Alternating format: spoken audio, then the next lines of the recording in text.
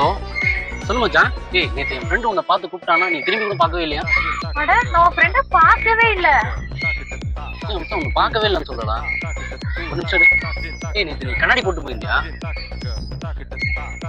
ஆமாண்டா, நேத்து கண்ணாடியை மறந்து வீட்லயே விட்டுட்டு போயிட்டு ஆஃபீஸ்க்கு.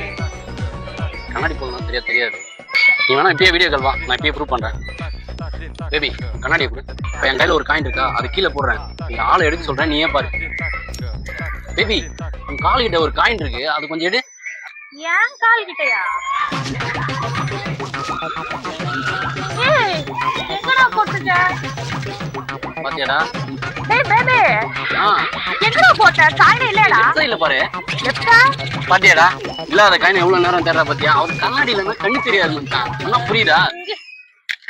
புண்ணியம் தேடி காசிக்கு போவார் இங்கு நம் நாட்டினிலே இந்த காசி